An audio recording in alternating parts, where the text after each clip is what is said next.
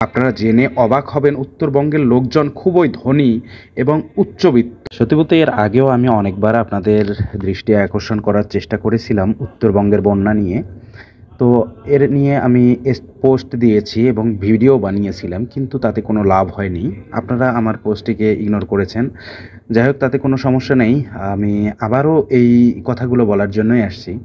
হঠাৎ করে কিন্তু তিস্তা গেট এখন খুলে দিয়েছে। উত্তরবঙ্গের বেশ কিছু গ্রাম এখন ডুবে যাচ্ছে এবং ডুবে গেছে অলরেডি। তবে উত্তরবঙ্গের বন্যাতে আসলে এতটা গ্ল্যামারাস নেই, এতটা সৌন্দর্যও নাই। প্রতি বছরেই খুলে দেওয়া হয় উত্তরবঙ্গের, প্রতি বছরেই ডুবে যায় উত্তরবঙ্গে বিভিন্ন গ্রাম, বিভিন্ন এলাকা। তবে এতে কোনো সমস্যা হয় না এদের। আপনারা জেনে অবাক হবেন, উত্তরবঙ্গের লোকজন খুবই ধনী এবং উচ্চবিত্ত। এই উত্তরবঙ্গের মানুষদের সবার 3টা করে বাড়ি থাকে, গাড়ি থাকে। এদের ত্রাণ লাগে না, ওষুধ লাগে না, কখনো পানিও লাগে না। এবং টাকার কথা কি বলবো, ওদের টাকা তো ওদের হাতের ময়লা, ওদের টাকার প্রয়োজন হয় না।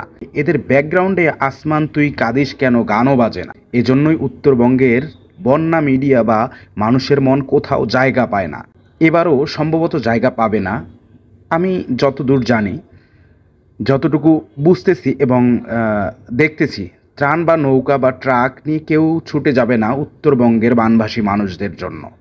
বন্যার ফান্ডও তৈরি হবে না।